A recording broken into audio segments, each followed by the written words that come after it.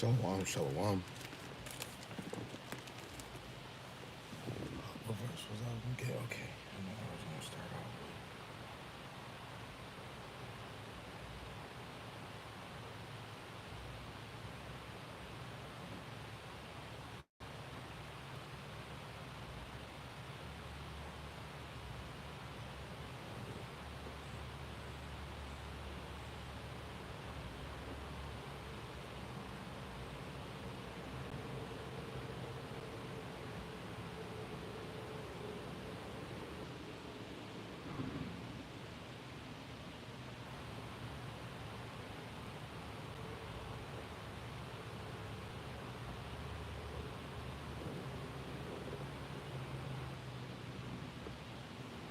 My phone getting dark as heck.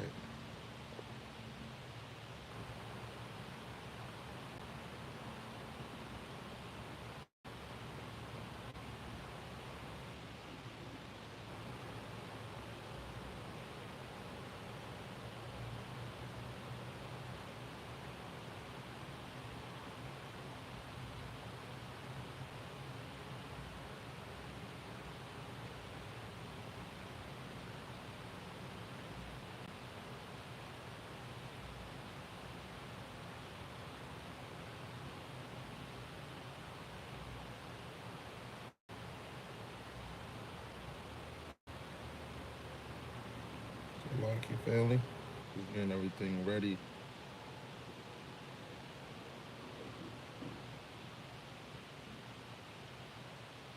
Okay.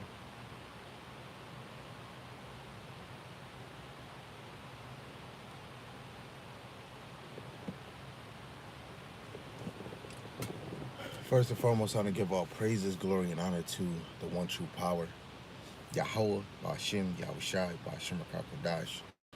Yahweh is the Most High God, and Yahweh Shai is who the world innately calls Jesus the Christ. The Rakakadash is the Holy Spirit, the Paleo Hebrew. Double honors to the elder apostles and the elders of Great Millstone, who rule well and teach well through the Spirit, and the mighty shalom to the hopeful elect in the same Spirit. Lord, one that they continue to endure and be sincere in the same Spirit. Shalom to the Akwat Yam, believers of the faith and its truth. Lord, one that they continue to pursue their lot, which is being a loving and silent and virtuous wife. And Lord, one the most have mercy on the other brothers and sisters that's not in the faith.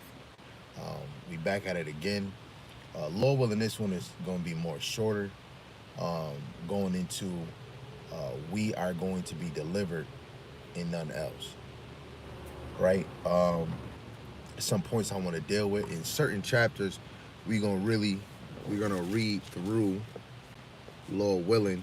That's the main point, and Lord willing, we dabble into Yahweh Shai. But the whole point is to get edified, um, you know, edified, and take this not don't take this lightly, because the time that we in right now, the Lord is exposing men, women in this ministry that's claiming that they is in it. The Lord is making moves in this world. You know, it's freaking chip wars going on the back end. If none of y'all do know, right? You got to keep your eyes single. You know, women, stay in your order, right? Stay being a mother, stay being a wife if you can. You know, everybody, is different in different levels in this thing, right? Don't be a headache, don't be a stress, right? Make yourself available when needed, but make sure you're doubling up your faith, when you have free time to do so, right? This thing is not about consistent on love making and all these things. Like this thing is really about forsaking a lot of things, abandoning certain things, and putting Yahweh Shem Yahweh Shai first, right? So, Lord willing, us as men, women, and children of the faith, we could continue to keep our eyes single, pressing towards the mark. So, the first verse I want to get, because again, this is Israel is going to be delivered and none else. I want to deal with this. I want to bring this verse out, which I've been always bringing out, because we have to know that if Israel getting delivered and none else, this was established before the heavens and the earth, right?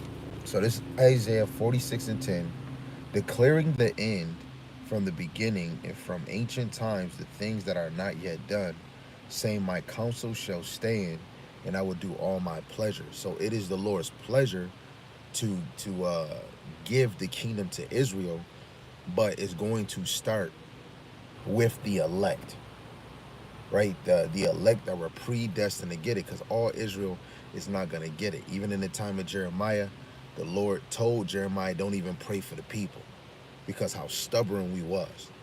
And we're still in the mindset that even though Jeremiah was teaching, it's only a few that's going to believe, right? This whole ministry is to get the sinners back into repentance. And only the elect is going to do that, because a lot of us come in this thing with a Gentile mindset. And we have to drop a lot of things that we were taught or any movement to come in this faith. None of us could come in this faith by any man or any woman, regardless if you're teaching. Really, it's all by Yahweh Shema Shai to lead you into watching the video, leading you to walk past the men of the Lord. It's all Yahweh Shema Shai. None of us can take credit, right? For me to learn under the elder apostles, but before I got under the elder apostles of Great Millstone, the Lord had me with brothers in TCF, had our own camp, and they was learning from elders that established in One West. Then maneuvered, then was with HOI, and then we left HOI. We wasn't getting fed, and the Lord moved us to the elder apostle to hire and on down. None of us can do this on our own. It's all by Yahweh by Shem Shai, because what we just read, the end is declared from the beginning. So the beginning of time, the Lord already knew where He was going to set you, where He was going to put you. Right? Let me just go to this other one, because we talking about Israel being delivered. So let's just make some foundation, and then, Lord willing, we get to the point, right? So let's get to 2 Kings, the 2nd chapter. Again, Lord willing, we don't make this too long.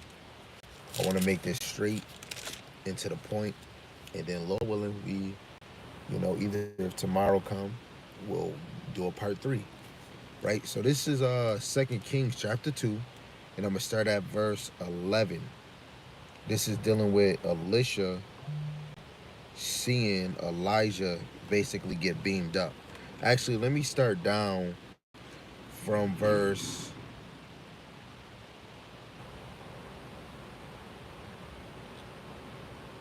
Let me start at verse 6, right? The point is at verse 11, but I want to get some context in there so that y'all can understand what's going on. So Elijah said unto him, Tarry, I pray thee here, for Yahweh hath sent me to Jordan. And he said, As Yahweh liveth, and as thy soul liveth, I will not leave thee. And they went, and they too went on, and 50 men of the sons of the prophets went and stood to view afar off, and they too stood by Jordan. And Elijah took his mantle and wrapped it together and smote the waters, and they were divided hither and thither, so that they too went over on dry ground. See, that's the power of the Lord. He took his mantle and smote the water, and it divided. That's all Yahweh Bashem Yahushai. It says, And it came to pass when they were gone over, that Elijah said unto Elisha, Ask what I shall do for thee, for I be taken away from thee. So Elijah is letting Elisha know, I'm going to be taken from you. This is where we get Elijah didn't taste death. He got translated. It says, And Elisha said, I pray thee, let a double portion of thy spirit be upon me. And he said, Thou hast asked a hard thing. Nevertheless, if thou see me when I am taken from thee, it shall be so unto thee. If not, it shall not be so. So if he don't see him ascending away from him by the Lord, then he won't get that double portion of the spirit. But if he do, Elijah said, You will. And it's all by Yahweh Hashem Yahushua. It says, And it came to pass as they still went on and talked, that behold, there appeared a chariot of fire.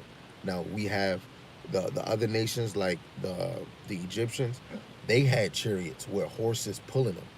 The Lord has chariots, but they're heavenly chariots, heavenly vehicles, right? It says, so these chariots was of fire and horses of fire. Horses go into, like when you have a car, it's called horsepower, and you're getting power. Oh, what's the ability of a horse? They have power in their legs. That's what makes them run for a long period of time, right? They have power in their legs. Horses of fire, and parted them both asunder, and Elijah went up by a whirlwind into heaven. Elisha is seeing this. This is chariots. So let's see what Elisha said. Verse 12. And Elisha saw it, and he cried, my father, the chariot of Israel. Now, Jacob had a name Jacob, and then the Lord changed it because that was going to identify the children of Israel. So now when his descendants come, they were called Israelites because they descend from Israel. They descend from Jacob.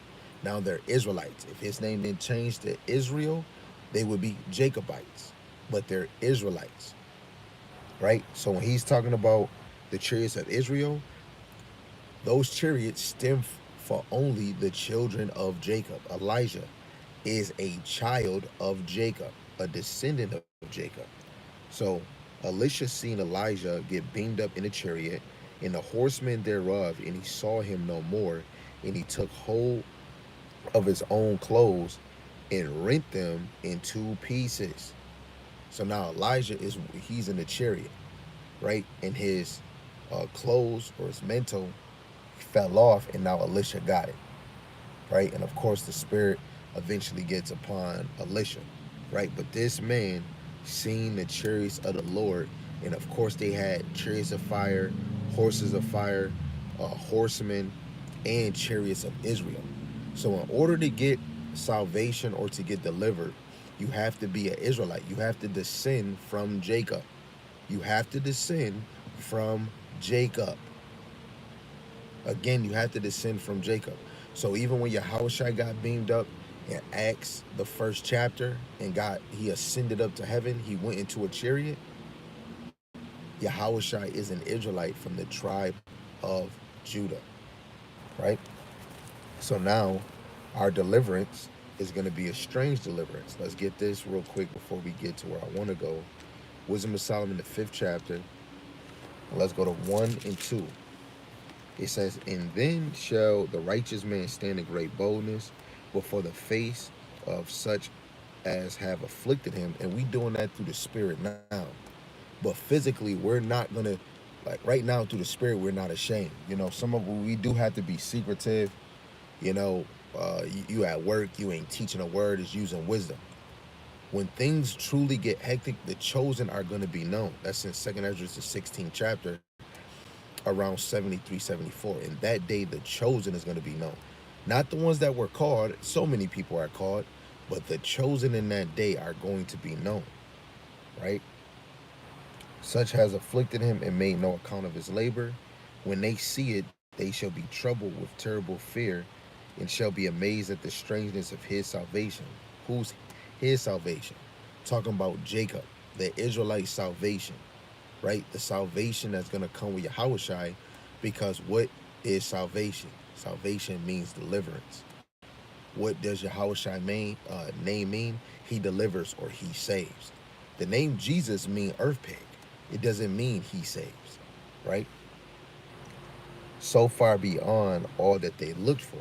So the deliverance that the Israelites are going to have is going to be a strange salvation, and it's going to be in front of all nations, even their own. While Jake getting beamed up, other Jake is getting a nuke. You getting a nuke on your head. One goes up, something comes down. I don't want to be that one. I want to get beamed up, right? Lord willing, that's you too, right? So now let's get to the point. This is Ezekiel 36, starting at verse 21, going into God's holy name. Is sanctified, purified, cleansed, right? Hallowed. It says, but I have pity for my own holy name, which the house of Israel had profaned among the heathen, whether they went. Even the Lord's name is profane, even in this time that we're in. Let me hurry up and slide to the blue letter, and let's actually get the meaning of that word profane real quick. So 37, and 21. Let's see what we get.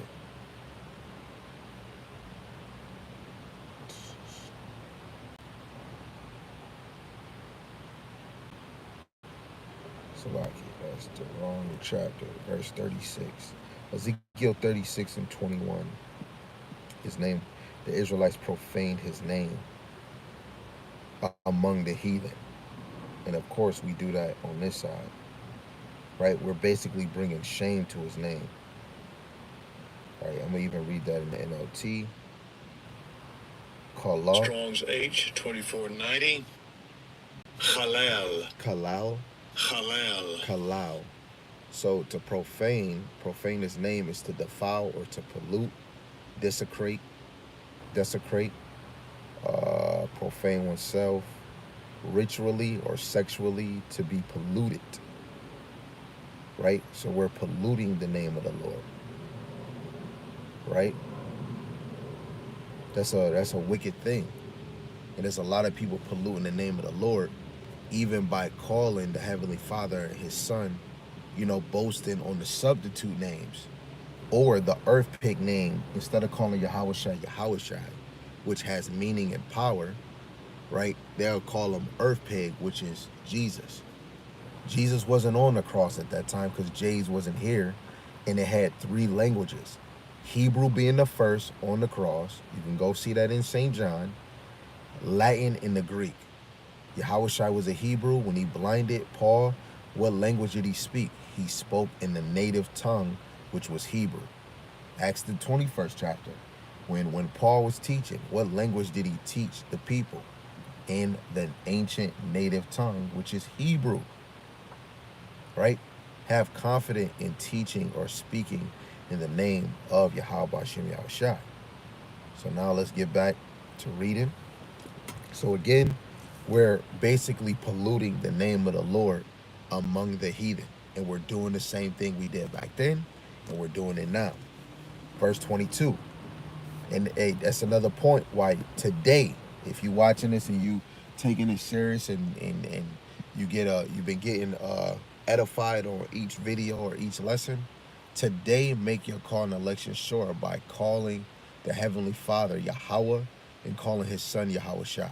Yahweh means he exists or he to be, and Yahweh Shai means he saves or he delivers. Use the name. Use it. Right? So verse 22, therefore say unto the house of Israel. So again, if the other nations is going to get saved, we have to be able to go into the old prophecies of the prophets speaking about the other nations getting delivered. Let alone we have to go back into the old the prophets of old, the law, the Psalms, seeing when the nations either was keeping the commandments as a whole, or the commandments was given to them, the law, or the name of Yahweh Ba'ashem Yahushua. Right? So again, verse 22, therefore say unto the house of Israel, thus saith Yahweh Ba'ashem Yahushua power, I do not this for your sakes, O house of Israel, but for my holy name's sake, which ye have profaned among the heathen, whither ye went. Now I'm going to finish this, verse 23 to 24, but I don't want to miss this thought that's in my head. Now, out of all nations on the earth, the Lord's name is only found in the nation of Israel. So if that's the case, there's so many nations saying Jesus, Yeshua, Yatua, Yahya, what other name? Of course, they saying Jesus, God, Lord, Yeshua, Yatua, whatever those names is, right? But let's read 2nd Esdras, the 3rd chapter. If it's saying this, then that means that this name that the children of Israel speaking is different. What does holy mean? Holy means set apart. In the Hebrew, it's Kodash, set apart. So the name of Yahweh Shema Shai is set apart from all other names. So this is 2nd Esdras chapter 3, starting at verse 34. Weigh thou therefore our wickedness now in the balance, and there's also that dwell the world, and so shall thy name nowhere be found but in Israel. So the name of the Heavenly Father and the Son is only found in the nation of Israel. It's only found in the nation of Israel. The wicked was saying the Lord's name, right? And they were profaning it. And the righteous was saying the name of the Lord and uplifting and magnifying his name, right? No other nation. So this is another indicator. If all these other nations are going to be saved, it's not, we talking about a massive level. Not even 100, not even 100,000 of these other nations that's confident or saying the name Yahweh, Yahweh Shai. It's not, no, at a massive level, like the men and the women and the children in this truth that's saying Yahweh, Yahweh Shai. My daughter, you tell her, my daughter Paris, you say Jesus, Jesus, Jesus. She be like, no, you can't say that name. That's a bad name. That's not his real name. You gonna get in trouble saying that name. She 5, right? But 4 years old. How is a little baby? How is a little child saying that? Real intimate, serious, passionate about that, right? So again, the Heavenly Father name is gonna only be found in Israel. We got precepts. I know a brother is not on the channel, um, in Apocrypha, that the elect shall praise his holy name, his set apart name. There you go. So if other nations are going to be saved, they're not saying the name of the Lord, right? 35. For when was it that they which dwell upon the earth have not sinned in thy sight, or what people have kept? What people have so kept thy commandments? However, thou shalt find certain people in Israel who have kept thy commandments, but thou shalt not find any among the heathen. And the true ones that's keeping the commandments, the faith of the Lord, is the elect. Second Ezra 9 and 7. Those that are gonna escape those terribles, those the terror that's gonna come, is those that's believing and doing the work, which is the faith of Yahweh Bashim Yahweh Shai. The work consists of doing the law, right? Applying it in this other work that we do, which is laboring for the Lord, which truly you're compelled through the Spirit, you're forced to actually do the ways of the Lord, right? If the Lord truly dealing with you. Where is a verse where the other nations is saying Yahweh Shema Shai's name? Where is the verse where the other nations seen the chariots of the Lord and they got translated and beamed up? Yes, Jake is wicked. Yes, Jake go off from left to right. Every time when the Lord cut us off, he was still dealing with us. Ecclesiastes, ain't no done away of the people. The Israelites is still on the earth. So the Lord is still dealing with us. But how? Through the elect. Heard an elder last night saying, man, we in this thing to build the nation. Are you kidding me? When you look up the word nation, right, it's a large group of people. The elect is a small sanctuary. We're here to build and edify the elect, whoever they may be, men, women, and child. We not out here to build no damn nation. The Lord not dealing with the community. You know how many people the Lord killed when they left Egypt and Moses was on the mountain and came down? He killed mad people. Man, he even killed Achan, Khan, and his children, and even the animal. The Lord don't give a damn about the community, the black community, the Latino community, the native community. He care about the elect of out of the Latinos, the elect out of the natives, the elect out of Judah, Benjamin, and Levi. Only the elect out of them. This is not a community-based ministry. This is about the elect, technically, right? But literally, we have to teach all Israel, regardless if they hear or forbear. We're here to rebuke, and we're here to build up Jake, right?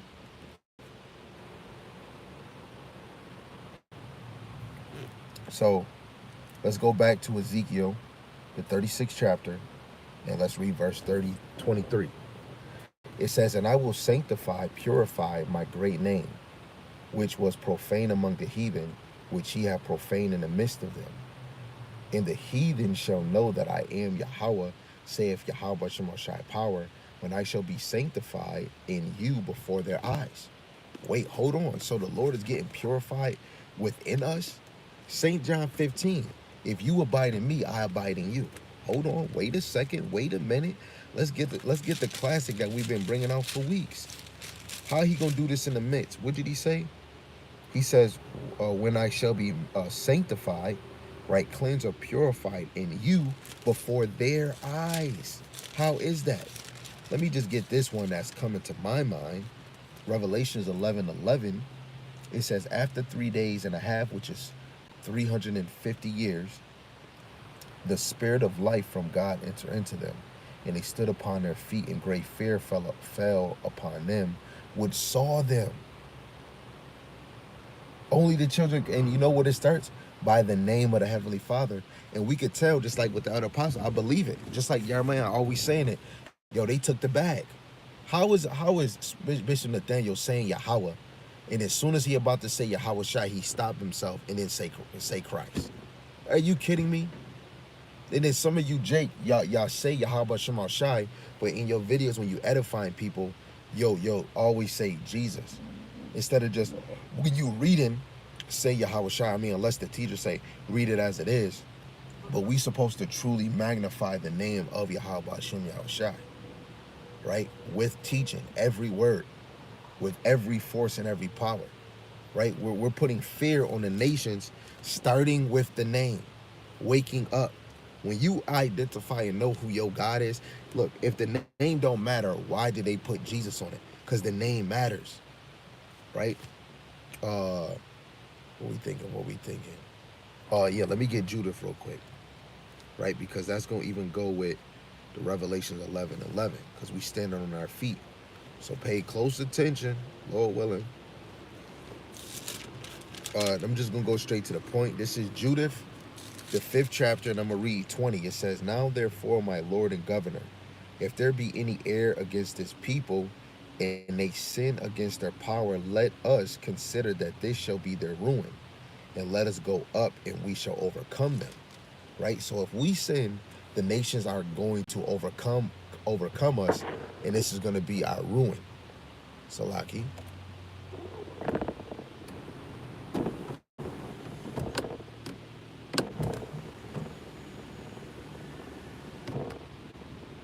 Okay.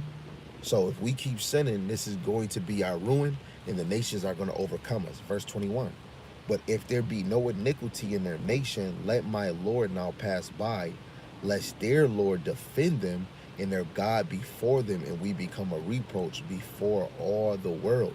So the name of the Heavenly Father, the doctrine, right? Us knowing who He is, what actually goes into the doctrine. This is putting fear upon the nation, right? And so now the Lord is sanctifying His name before before these heathens' eyes, right? When you go into the first line of Ezekiel 36:23, "I will sanctify my great name, which was profane among the heathen." So the same name that was profane, right, polluted in front of the heathen, the Lord is cleansing it. He's purifying His name. It's not no man. Jesus been that name Jesus and all those other names been here. This truth ain't new, but to this world it is a new song. 350 years, what we just read in Revelations, that was a long year. America only been fully developed and function into this system that it is now for 250 years.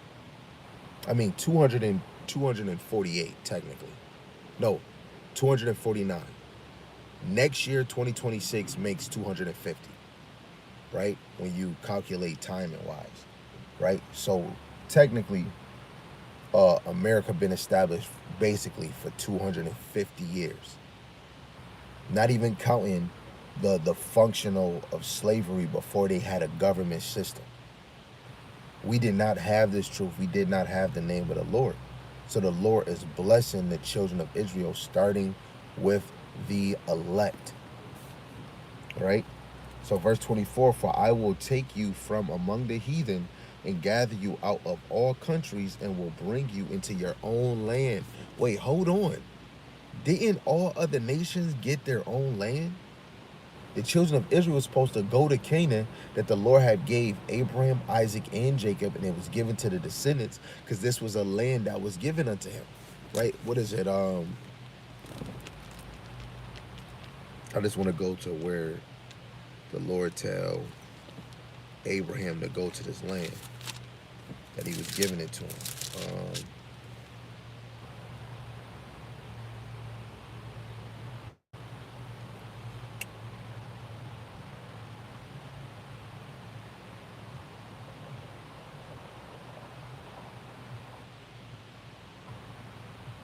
Okay, this is Genesis the 15th chapter, verse 7.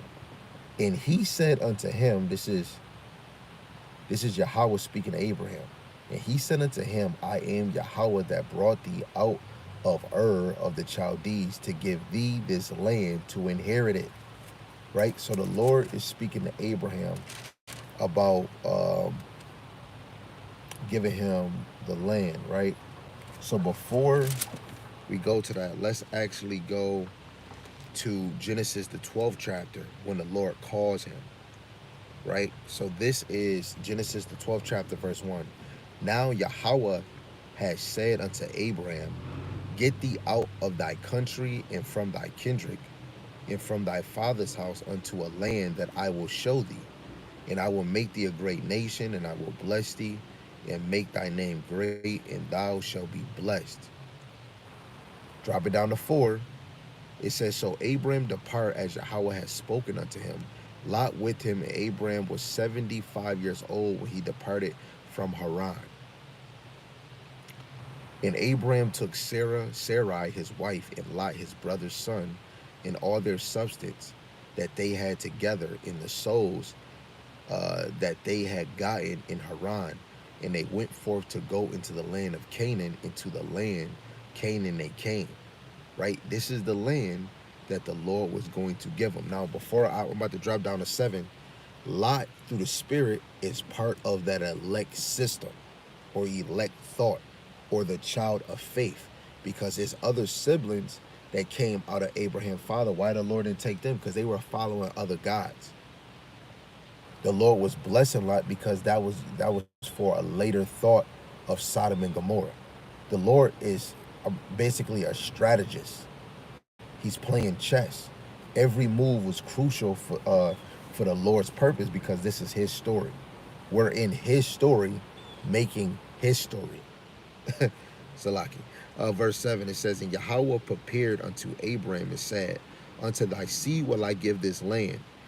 There builded he an altar unto Yahweh who prepared unto him. So now we see that Abraham departed from his father in the land of Ur near Mesopotamia and came all the way to the land of Canaan. The Lord said, I'm going to give you this land and to your seeds. When we go through Genesis and you look at the other nations, all of them got their own land, right? So when we talk about being delivered and you getting back your land, when you even go into the New Testament, you have to always go back to the prophets before, because it's prophecies that they were speaking on. How is the prophets of old speaking about the Lord going to save all the 12 tribes from all the lands that he scattered them? And even in the time of Jeremiah or Ezekiel or Dan, the northern kingdom was not over here, only a few remnant.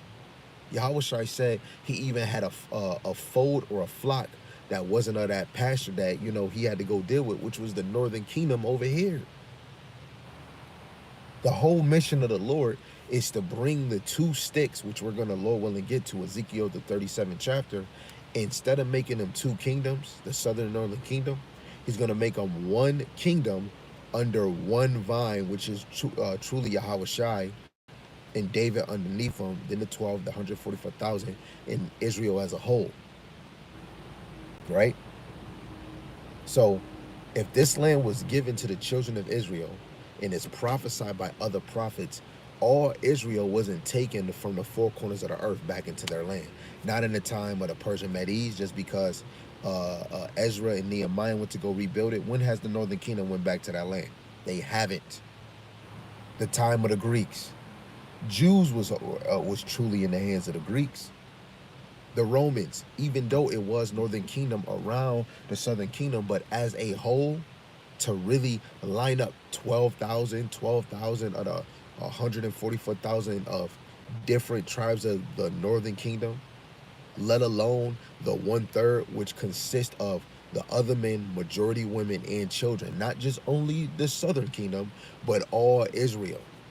That's not happening, let alone the teaching of Yahushua wasn't given to the northern kingdom just yet, because it had to be established through Paul speaking and teaching to the Gentiles. First, Gentile mindset was the southern kingdom that was getting Hellenized in the Greek captivity. The northern kingdom, they got Hellenized too because they got removed from their land by the Assyrians. And of course, in their time, of course, eventually probably following their customs. But even in the northern kingdom came together and said, man, we can't deal with these people. We're gonna have to separate so we can kind of do the statues of the Lord. But why the Spirit didn't hit them to come back in the land? Because they was having beef with the southern kingdom. So the Lord moved them over here because it was going to fulfill prophecies of the northern kingdom, delivering the whole 12 tribes from the northern kingdom. We already did that video. We ain't gonna go back to those verses, but Jeremiah 3 and 18, Jeremiah 15 and 33, you got one at 32, I think, Jeremiah 32, 37, right? You got to understand that this Bible is a puzzle. So again, he said in verse 24 in Ezekiel 36, for I will take you from among the heathen and gather you out of all countries and will bring you into your own land. So all the 12 tribes wasn't gathered from the heathen and brought to their own land. Yes, Gad has his own possession. Their possession is not the reservation. The Puerto Ricans' land is not only the west side. No, our land is back with the Lord hallowed, which truly the whole earth is Eden, and we're gonna rule the whole earth, the lands of the living, because America is dead flesh over here, and there's gonna be freaking scorpions, lizards, dragons, right? Serpents over here. Men are gonna dwell in the other known land, and the elect is gonna be able to come and go. Man, it's gonna be amazing. But where is the prophecy to usher in that the other heathens are going to get saved in the prophets? You have to understand and dabble in the whole volume of the book. When you dabble in the whole volume of the book, you should not be seeing that other nations is getting saved. Y'all really don't know what salvation is, because Israel, starting with the elect, is getting a strange salvation. So is you telling me an Edomite is getting that? If a so-called looking Edomite gets saved, is because that person is an Israelite. Because Jake, the Israelites are a speckled bird, colorful, right? The Lord is not looking at the outer; He's looking at the heart. He know who the Israelites is. You got some ching chong egg rolls that look like they could be Japanese or Korean, but they're really Israelites, right? So now, um, I'll just read down this one, and then I think I'm gonna. Okay, yeah. Okay, this is verse 25. Then I will sprinkle clean water upon you, and ye shall be clean from all your filthiness and from all your idols. Will I cleanse you? A new heart, a new mind. Also, will I give you, and a new spirit will I put within you. Basically, new means afresh, not a a fresh spirit, right? A clean slate. And I will take away the stony heart out of your flesh, which goes back into the gospel when he talked about, the word was on stony ground, right? And I will give you a heart of flesh, and I will put my spirit within you and cause you to walk in my statutes, and ye shall keep my judgments and do them. And ye shall dwell in the land that I give to your fathers, and ye shall be my people, and I will be your power. And I will also save you from all your uncleanness. So he's going to save us from our own sins, right? And this is really the elect, because all Israel ain't getting saved on this side. Many are going to have to be destroyed on this side, but only a few are going to get saved. And I will call for the corn and will increase it and lay no famine upon you. And I will multiply the fruit of the tree and the increase of the field, that ye shall receive no more reproach of famine among the heathen. Then shall ye remember your own evil ways and your doings that were not good, and shall loathe yourself in your own sight for your iniquities and for your abominations. Not if your sake do I this, save Yahweh Shemashai power. Be it known unto you, be ashamed and confounded for your own ways, O house of Israel. So let's even look at Jacob's trouble, where a lot of Jake, starting with the 2/3, they gonna have it way worse. Especially when some brothers is gonna have that full Rakakwadash in Jacob's trouble, you gonna be able to know. You gonna be able to know certain things that you couldn't even remember on this side, right? This is Second Esdras, the 16th chapter, in verse. No, keep forgetting that one. Have it in a different translation.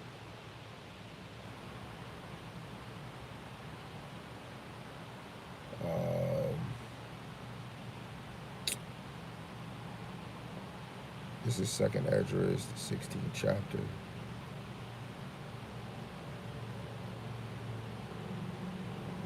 And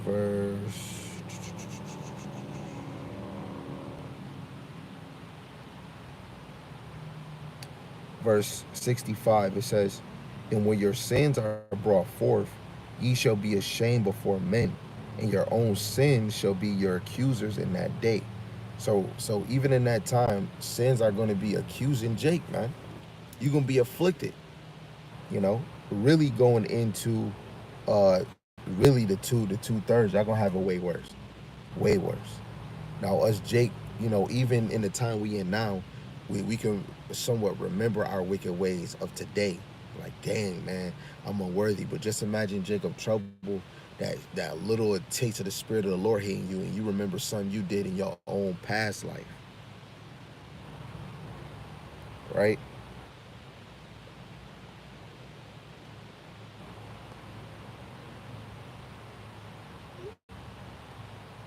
So now, since we did that, he said, verse 32, you're going to be ashamed and confounded for your own ways, O house of Israel.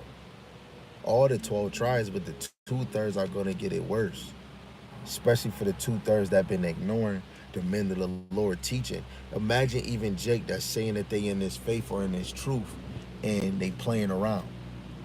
It's going to hit you that you was faking the funk, or you was talking sideways, starting from the elders on down. And oh man, why y'all always uplifting the elders all the time? See, look, this is not just going by the man, or oh man, them brothers. I don't know them physically.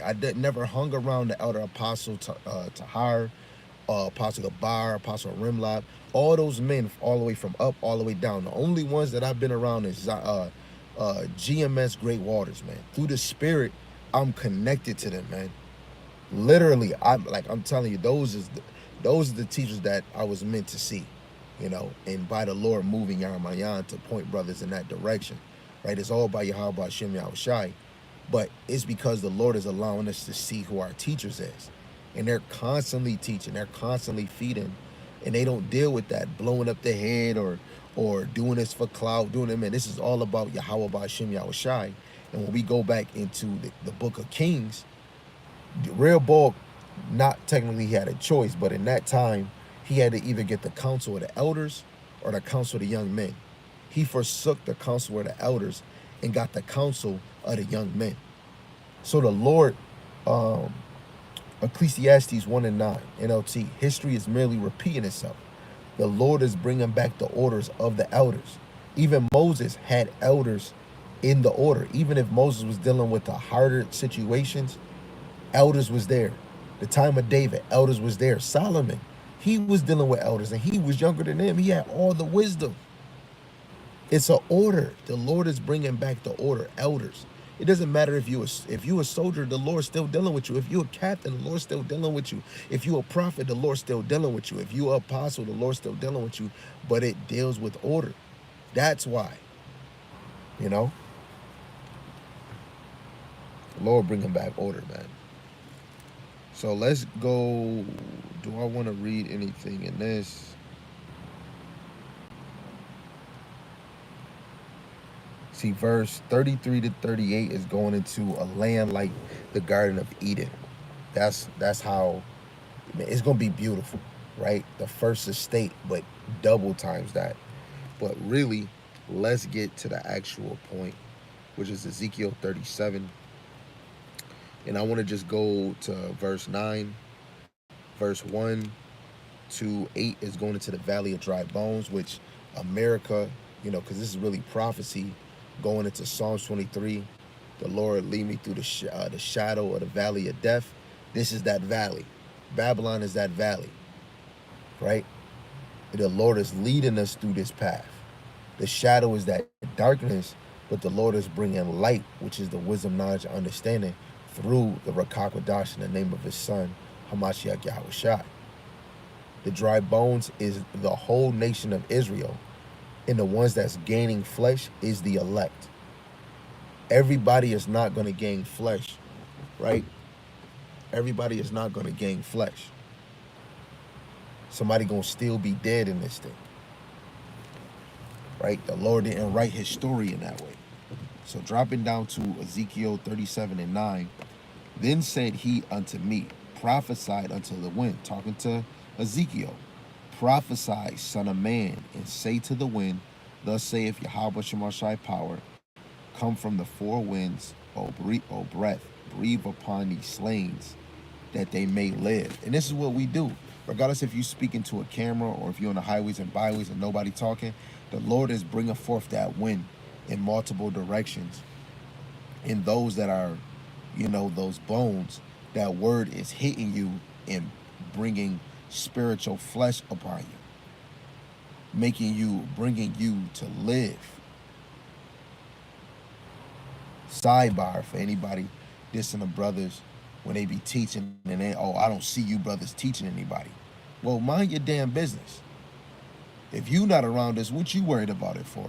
But truly, y'all not in this whole Bible. We're not supposed to run down every person. If they want to receive it, they want to receive it. But this is only for the elect. And why we teaching? I'm in the hood. I live in the hood, right? And if they don't get it, you think we just gonna cut it off? Or let's go to another area. Jake don't want to hear this. You go to another area. Jake don't want to hear it. The elect is like a diamond in the rough. They got to be moved by Yahweh Shema Shai. We can't force the hand of the Lord. And guess what? Sometimes the Lord might have some of y'all doing all that extra just to benefit Yahweh Shema Shai, and the Lord might take them out of your camp and bring them somewhere else. Heard a brother say, oh man, anybody that left our camp, they ain't even doing nothing, man. A lot of y'all haven't even seen everybody that left your camp. Because most brothers might not be doing the Facebook lives. They might be doing YouTube, and you might not be doing YouTube. The Lord is dealing with the elect, and the elect men that are the true teachers, they're trying to feed the elect. And feeding the elect is not seeing every Israelite walking. Hey, yo, brother, man, hey, unless they giving the eye, like, wait, hold on, what you saying? They looking at your signs. Then you enter, hey, yo, brother, do you see anything you understand here? You got a question? But if they just keeping it moving like regular pedestrians, you keep just teaching that word. We're about to hit a very rough spot in American history. When the famine of the word comes, when this MOTB, when Donald Duck fully fulfills whatever he trying to do, make businesses more popping in the United States, which really is going to bring forth him making chips so that they can, because to have the biggest manufacturing of chips, you're going to have military might, right? Because that is a high volume level in many things, your car, your phone, your microwave, your kids' toys. It all has the chips that they're using, right? Which is really semiconductors. And a lot of electronics have those in them, have chips in them. So that's why that's why brothers got to prophesy it regardless if they hear or rather they forbear. In order for us to get the kingdom, Jake has to get builded up.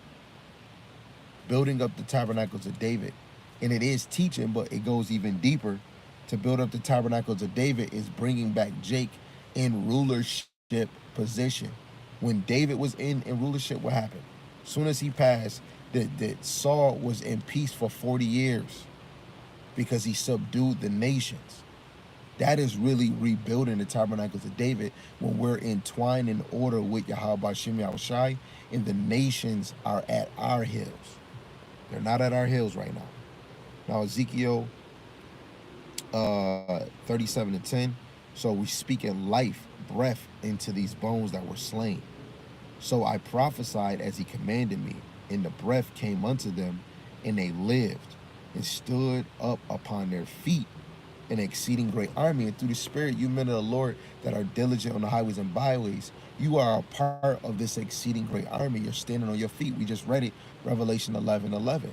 When you start to get this breath of life, you stood. And what do the men of the Lord do on the highways and byways? They're standing up. Basically, they stood up to teach this word. We're standing with boldness, our back straight, Bibles in hand, or you got your digital device where, you can go to these multiple apps, the homology of words faster, They're teaching. That's the main push on this side. What was the song? I'm pushing, Ned. Pushing, Ned. This whole thing is about pushing the ministry, the word, and the doctrine of Yahweh Shem Yahushai. Then he said unto me, Son of man, these bones are the whole house of Israel. Behold, they say, our bones are dried, and our hope is lost. We are cut off for our parts. So these bones is Israelites. So how can you put the other nations into getting salvation when they're not gaining any flesh, when they're not being prophesied unto? Yes, we're bringing forth this gospel to many nations because you got a judgment on what you did to the children of the Lord, right? But where is it that you're going to stand on your feet and the other nation getting the breath of life? It has to be prophesied before we even get to the New Testament. Before you go to Paul, you got to see when it's directed to the actual other heathen nation, because in the Old Testament, Israel was called by name. Now in the New Testament, you either got neither Jew or Greek. Not all nations are Greeks. They were Greeks because they were picking up the customs. When it say neither Jew or Greek, that's not talking about everybody, right? Because there's certain lands that the Greeks and the Romans didn't even fully conquer. They have their marked land that they actually ruled. Every nation that was in those other lands that wasn't in the lands that they conquered, they wasn't conquered, right? Probably doing their own thing, and they was called by their own nationality.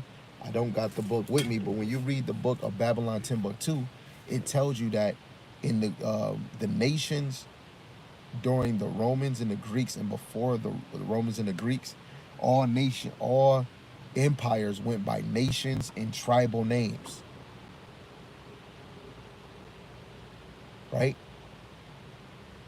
That being Hellenized was to bring you into that empire. Hey, whatever I say goes. However we talk, I need you to talk. But they still went by tribal names and nations. Let alone the real Greeks were Japhites. The Greeks that took the Israelites and many other nations, those were Edomites, because Esau conquered to and fro. They didn't sit still in Petra, Basra, in Edom.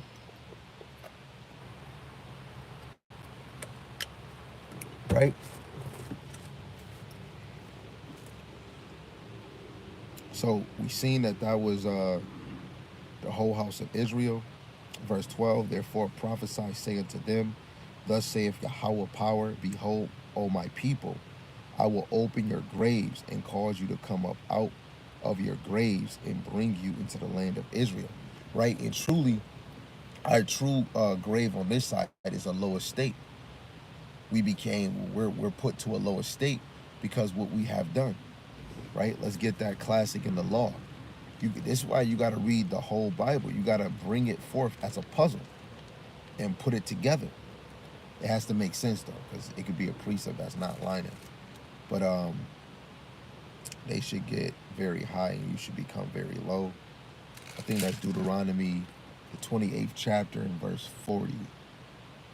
Verse 43, it says, the stranger that is within thee shall get up above thee very high, and thou shalt come down very low. So even when we look at the time when we became a nation in our land, And when we started ruling, all these nations that was in our land and we started ruling, those same nations became very high and we became low. Even when you go in the book of Judges, when we were getting our lands, getting your possession, when we fell away from the Lord had Philistines and these Ammonites, Moabites ruling over you for a point of time. Guess what? They got high and we got low. Then you even had Esau that lived on the outskirts of the lands. After Solomon, uh, uh, they escaped and basically ran away, revoked it, and then they tried to make their own kingdom. And eventually they were establishing, but it wasn't time until the Greek, the Roman, in this captivity for Esau to be high. Right? Um, he shall lend to thee, and thou shalt lend to him, and he shall be the head, and thou shalt be the tail. Right? And we're just going into prophecies. That's just a whole prophecy. Right? Us being in the grave is that lowest state. You go to Revelations, the 11th chapter, verse 8. They were dead. Their bodies was in the streets. Really, we were dead from the neck up. Our lowest state. Even Sirach chapter 2, he says, cheer when you are brought to a lower state. Let me get that. And that can go with anything for Jake. You know, because you got to know on this side, it's long suffering. Lowest state.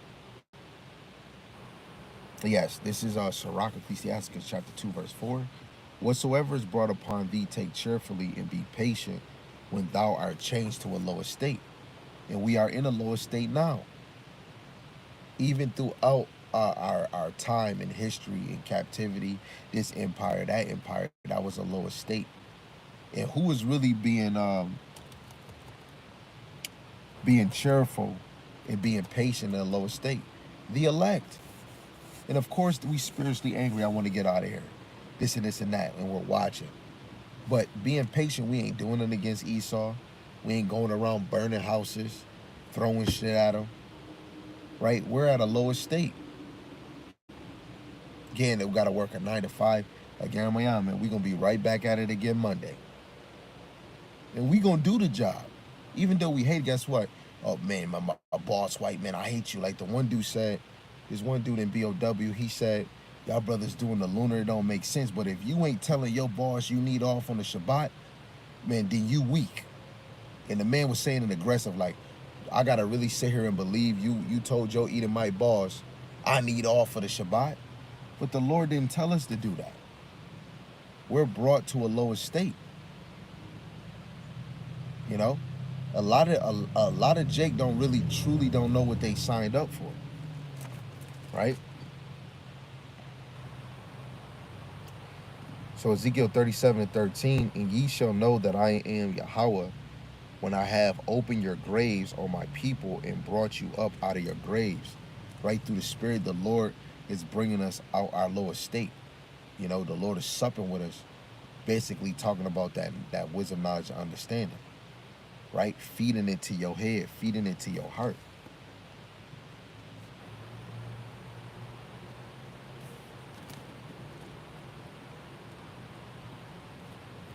We'll read some more, because the reason why I'm going into this too, because even in this chapter, because this is a prophecy leading to, and we just said that the valley of dry bones is this time.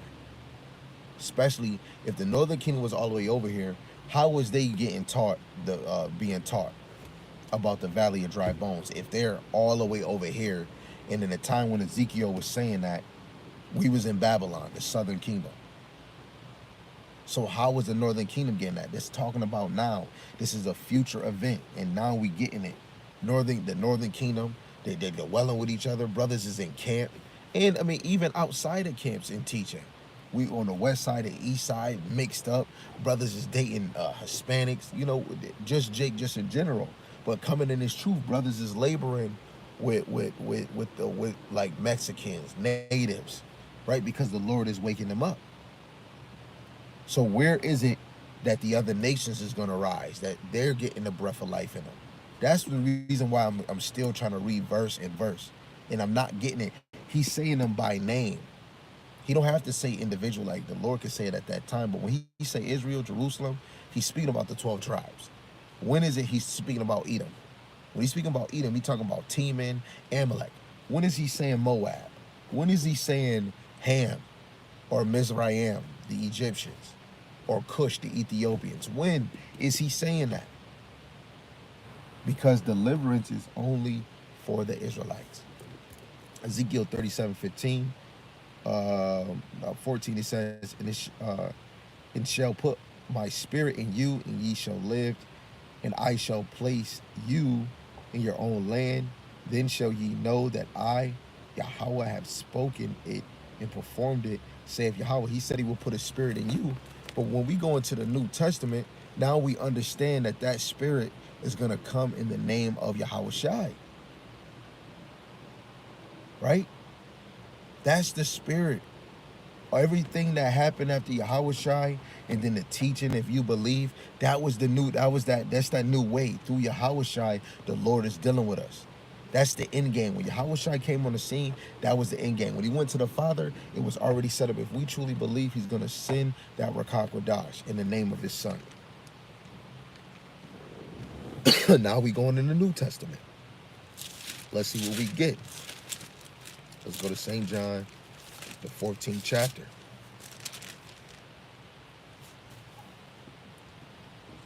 I'm going to start at 15. It says, if ye love me, keep my commandments, and I will pray the Father, and he shall give you another comforter, that he may abide with you forever. So through this Rakak Wadash, Yahweh is going to abide with us forever. It says, even the Spirit of truth, whom the world cannot receive, because it seeth him not, neither knoweth him. But ye know him, for he dwelleth in you, and shall be in you. How can you see him? By the words. What's the voice of the Lord? The scriptures.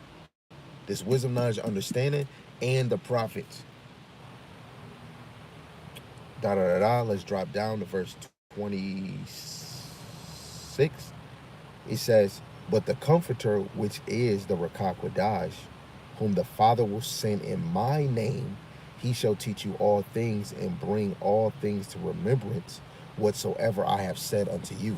So everything Yahweh Shai said in the Rakak Wadash, 1 Corinthians chapter 2, verse 10 and 11, is going to have you search for the deep things. And look, searching for the deep things is reading, but even more, going to getting your teachers. If in this captivity we're going to see our teachers, you're going to be going to your teachers. If you're in their camp, you get to, hey, yo, let me, or because of the Lord blessed us with this technology, you can go right on a brother's page and you can look up that video. You can go look up that breakdown right now. You can look up the video, the breakdown any day. Technically, you can look up a breakdown at any time. Right? So that's you looking for the deep things, because the Rakak Wadash is going to be upon you and have you searching. Oh, man, I don't know this. Man, where I'm going to get this breakdown? Or you might hit up a brother you labor with and see if he got the answer. And if he don't, the spirit might hit him and he'd be like, yo, bro, you should go watch this video, because he went into it. He went actually in depth. You see? The spirit is a moving motion. That's Wisdom of Solomon, the 7th chapter. Wisdom is a moving motion. Right? It's another one. St. John, the 15th chapter, I believe. Verse 26. It says, but when the Comforter is come, whom I will send unto you from the Father, even the Spirit of truth, which proceeded from the Father, he shall testify of me. Right?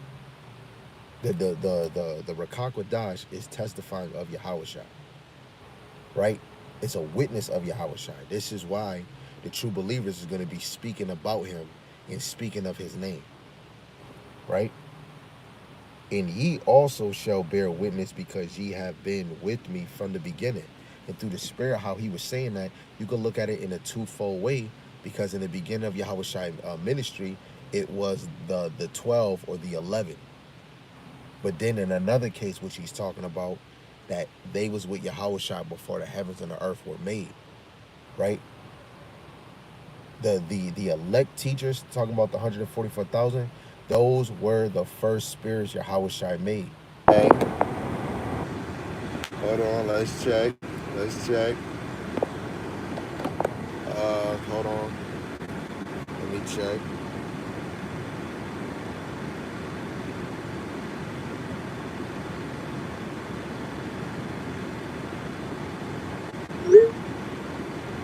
Let me see. I don't know if y'all can see me still. Let's see.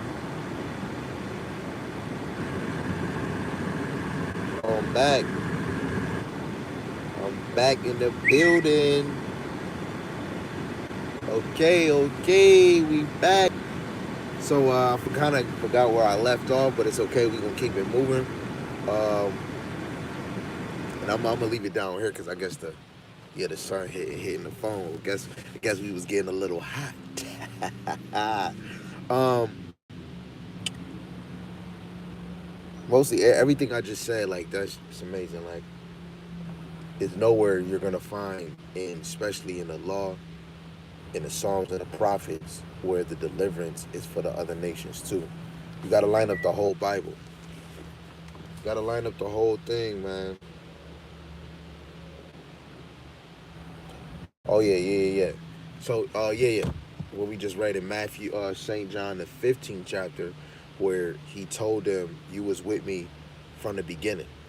And the disciples, symbolically, when you look at the apostles, the disciples, especially in the time of Yahushua and after, they are the example of the elect. When you look at the prophets of old, right, from Elijah, you got Adam, Abraham, the forefathers, those are the example of the elect. Even Noah was the example of the elect, you know?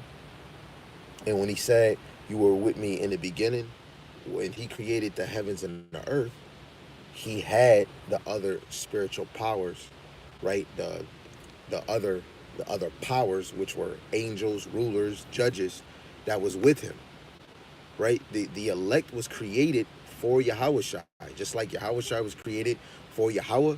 Yahweh handcrafted and picked us, the elect men. Not saying us. I'm not saying I am of that number, lower than I am, but just saying it as a reference. I'm not saying I am, you know, but the elect men, the 144,000, were the first spirits that were created outside of Yahweh Shai. So let's see if we can get another one. St. John, the 16th chapter.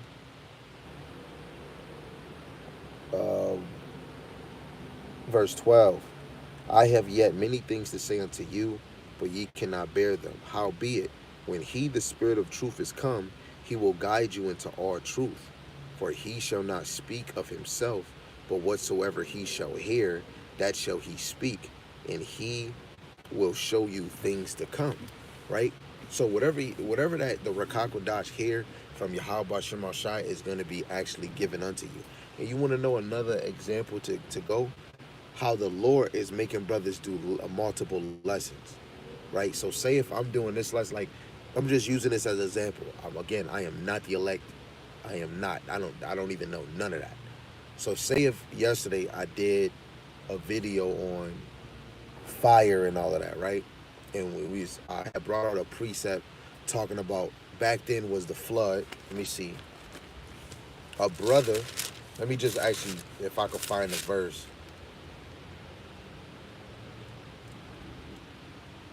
Is this it? Yup.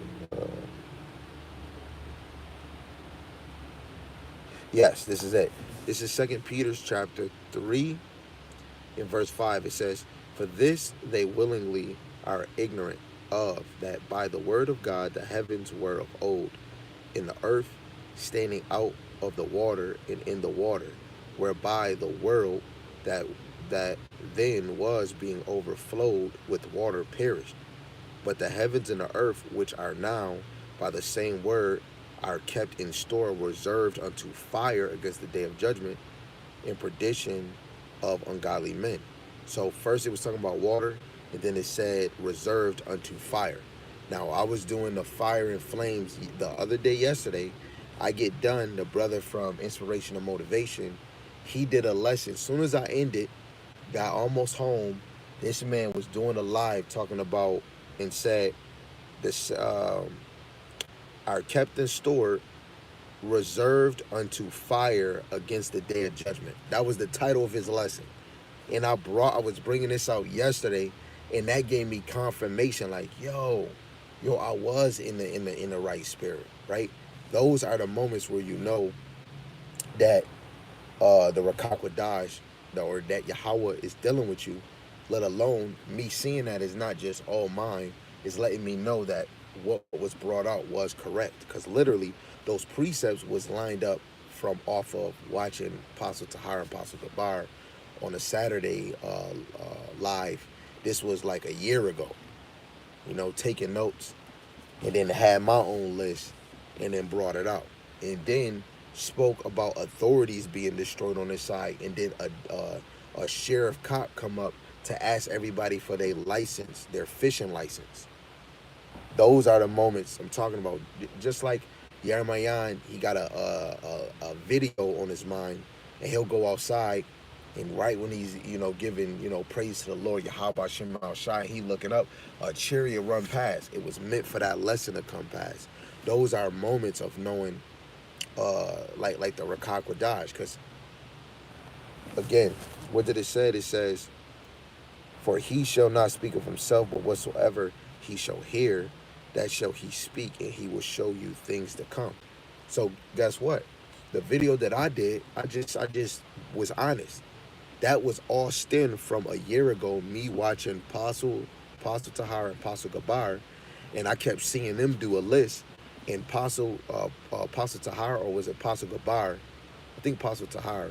He was doing a video, and he had put precepts in front of the screen and said, "Hey, you better hurry up and get these, because they ain't gonna be here no more. You better hurry up and get them. Hurry up and get them." And guess what? Because of technology, I paused that thing, wrote them down. I added a little extra, wrote all those precepts down, and I read them. I'm like, okay, this is fire. And I used to bring them to camp and hold them on the damn the uh, the phone stand, and I just kept them. And then it just flowed to bringing out that lesson. Those are the moments where you know that the Rakakwada is dealing with you, because guess what? I'm teaching the same thing as them, because I learned. Let alone, instead of being a parrot, I went to go read it for myself, and then the Lord moved me, because the Lord been blessing me to read and have other precepts in mind, where I had other precepts that lined up and say, yo, this is definitely it. Then doing a Romans 9 chapter, then I see Pastor Gabar doing one. And we're not talking about recently, but it was a minute ago. Then I got to add on, be like, oh yeah, he went in that verse. Okay, let me make sure I'm seeing it right. Pause it, go read it, think about my precepts, and then see what he's saying. Like, oh man, he just brought the precepts I'm thinking. That allows you to understand the Rakakwadash is teaching you to get edified, to get built up, to teach you the things that's in the heavens. I didn't know St. John 14, 1 through 4 about the mansions. What Yarmayan and the brothers, we used to teach it, but I'm talking about know it to be able to teach it. Yarmayan used to bring it out. Other brothers did, and I used to hear them. And then now, when the elders is bringing it out, it's like, dang, these brothers was lining it up correctly. So now I'm hearing that, and I'm able to add even more to it, because I'm already hearing brothers bring it out. I'm seeing the verses. Now you got brothers that been in this thing for 30, 40 plus years that have seasoned, like real seesaw season. And it's like, dang, this lines up. This make mad sense. The mansions, or you go look up the etymology of the words. Then you turn around, they're asking, hey, yo, if it's a certain word and it's in English, go look them up. They even pushing that. And you thinking in your mind, what's the meaning of mansions? And they teaching to go look up words. And it's like, yo, this has to be the Rakakwadash, because before I wasn't even thinking about no damn word, right? Unless I couldn't pronounce it. That's all Yahweh Ba'ashem Yahweh Shai, right? That's really the Rakakwadash teaching you all things, moving you as a moving motion, right? I just had to get into that because that's what the Rakakwadash does. Verse 14, he shall glorify me, for he shall receive of mine and shall show it unto you. Right? So the Rakakwadash is receiving of Yahushai's own. What belongs to Yahushai, the Rakakwadash is coming unto it. Men, women, and children, But for you women and children, the spirit is gonna hit you a little different. And for some of you men that might not be teachers, it's gonna hit you different. Like you could be listening, watching videos, and oh man, and line it up. The spirit could be on you because you're watching every video. You're there. You're in the comment section. But for you brothers that's sharpening your sword, getting ready for a lesson, preparing yourself for a lesson, preparing yourself for the understanding of those things, the Lord is preparing you to go out to go teach that word. So the spirit might hit you different than other folks because every one of us have a different role in the Lord's story. And all things that the Father have are mine. Therefore said I that he shall take of mine and shall show it unto you. Right? So there we go. So while Yahweh Shai is with the Heavenly Father, has given us the Rakak Wadash. And we see that true example when Yahweh Shai went to the Father in Acts the first chapter, and then Acts the second chapter, the apostles, the Spirit, the Rakak Wadash fell upon them. What other nation, right? What other nation, man? So going back to Ezekiel, the 37th chapter, verse 15, the word of Yahweh came again unto me, saying, moreover, thou son of man, take thee one stick and write upon it for Judah and for the children of Israel his companions. Then take another stick and write upon it for Joseph, the stick of Ephraim, and for all the house of Israel his companions. And join them one to another into one stick, and they shall become one in thy hand. One in thy hand. I got a picture, but And when the children of thy people shall speak unto thee, saying, wilt thou not show us what thou meanest by these? Say unto them, thus saith Yahweh Bashem Rashai power, behold, I will take the stick of Joseph, which is in the hand of Ephraim, and the tribes of Israel his fellow, and will put them with him, even with the stick of Judah, and make them one stick, and they shall be one in my hand. And the sticks whereon thou writest shall be in my hand before their eyes.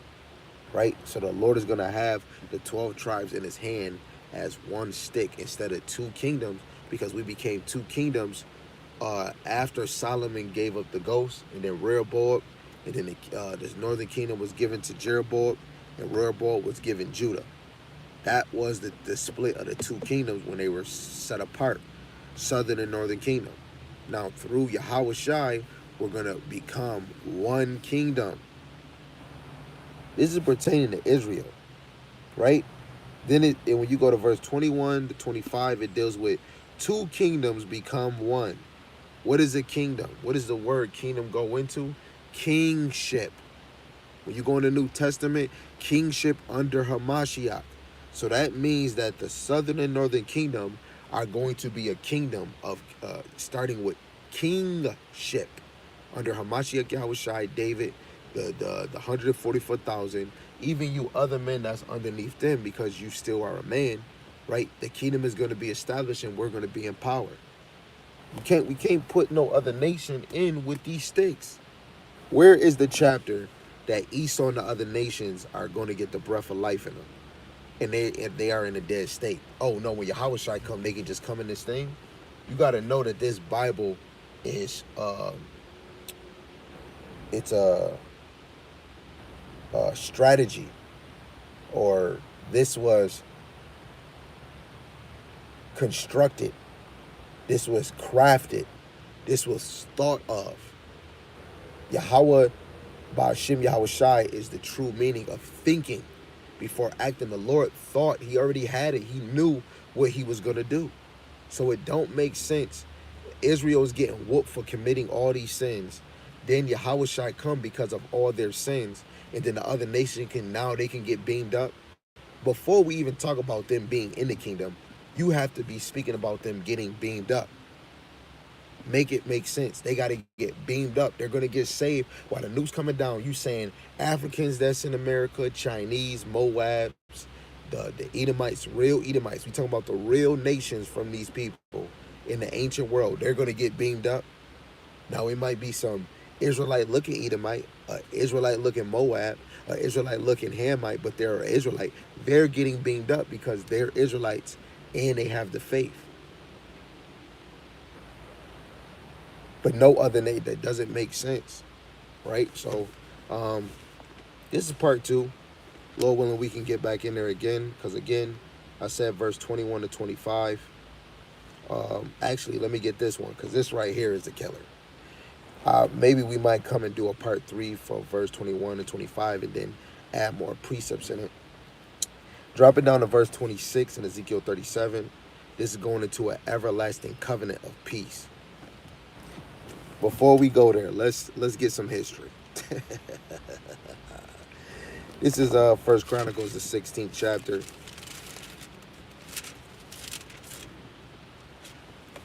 In verse 13, it says, O ye seed of Israel, his servant, ye children of Jacob, his chosen ones. He is Yahweh our power. His judgments are in all the earth. Be ye mindful always in his covenant, the word which he commanded to 1,000 generations, even of the covenant which he made with Abraham, and of his oath unto Isaac, and have confirmed the same to Jacob for a law, and to Israel for an everlasting covenant. The Lord is not slack concerning his promises. That one of that promises is that everlasting covenant. So Ezekiel 37 verse 26, it says, moreover, I will make a covenant of peace with them, and it shall be an everlasting covenant with them, and I will place them and multiply them, and will set my sanctuary in the midst of them forever. My tabernacle also shall be with them.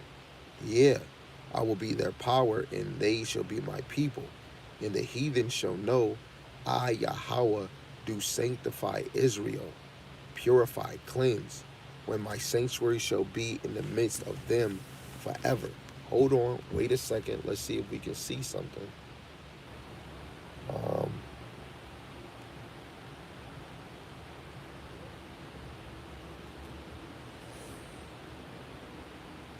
I want to see that word.